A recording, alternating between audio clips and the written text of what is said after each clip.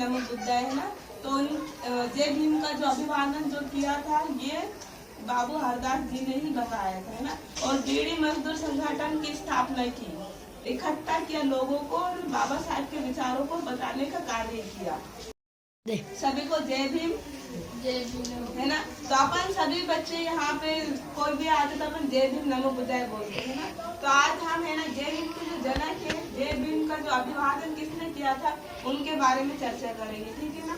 तो जय भीम के जो जनक थे उनका नाम था बाबू हरदास लक्ष्मण नागर, है ना। और वे है ना शुरू से ही हमारे बाबा साहेब के आंदोलन से जुड़े हुए थे। जब इंग्लैंड में है ना गोलमेज परिषद जब उस कार्यक्रम चल रहा था तब गांधी जी ने कहा कि अस्पृश्यता के नेता हम हैं, डॉक्टर अंबेडकर नहीं है। तब बाबू हरदास ने है ना हजारों की टेलीग्राम भेजा, उन्होंने ये बताया कि अस्पृश्यता के नेता गांधी जी नहीं है बल्कि डॉक्टर अंबेडकर है। इस तरह अंग्रेजों के दिलों में हमारे बाबा साहेब के प्रति सहानुभूति बताई गई। फिर अकोला में जब है ना स्वतंत्र मजदूर का बैठक हो रहा था वहाँ पे, तब उनके जो पुत्र थे यानी कि हरदास जी के जो पुत्र थे, बाबू हरदास के पुत्र थे, उनका देहांत हुआ था कामठी में। तो कामठी में देहांत हुआ था, लेकिन उन्होंने क्या कहा कि मैं अपने बेटे का अंतिम संस्कार नहीं करूँगा क्योंकि मैं यहाँ पे जो मजदूर संगठन है यहाँ पे बैठक के है, यहाँ पे मैं भाग लिया हूँ क्योंकि मैं अपने समाज के दुख को दूर करना चाहता हूँ।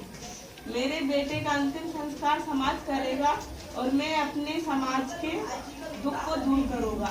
और वहाँ पे उन्होंने बैठक में भागीदारी ली, इस तरह उन्होंने सहभागिता निभाई। फिर क्या हुआ था कि पहले जो था ना महार समाज में उपजातियों में बांटा गया था, तो जाति जाति में ही एक दूसरे को ना नफरत के इसमें देख लेते लोग, यानी कि हाँ नफरत की नजर से देख रहे थे लोग।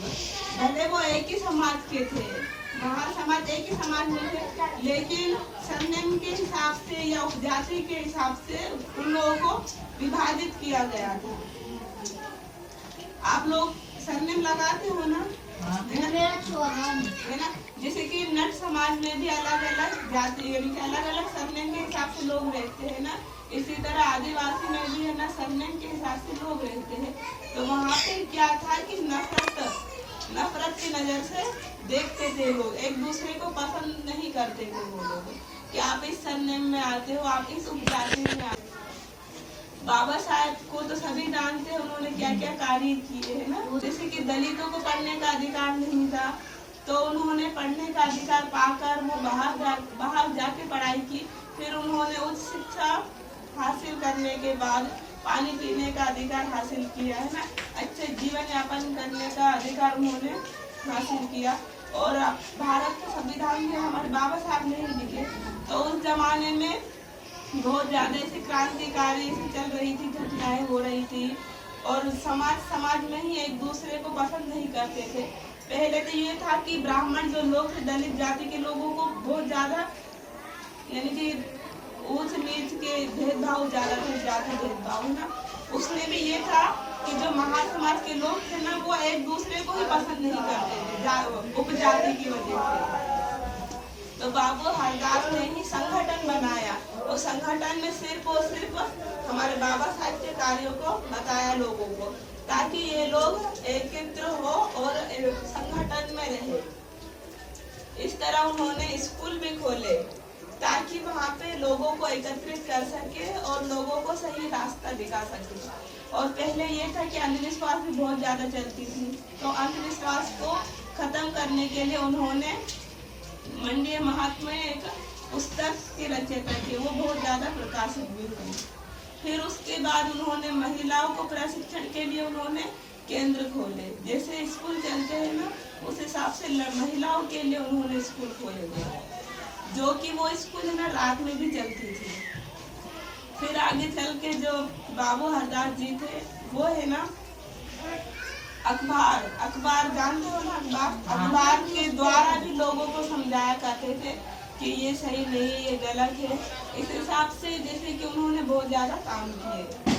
काम उनका ये था कि लोगों को एकत्रित करना और बाबा साहेब के कार्यों को लोगों तक पहुँचाना। जिस तरह उन्होंने इंग्लैंड में फ़ोन करके बताया कि हमारे जो अस्पृश्यता के नेता कौन है, अम्बेडकर, डॉक्टर अम्बेडकर है, ना कि गांधी जी। इस तरह उन्होंने ये काम किए।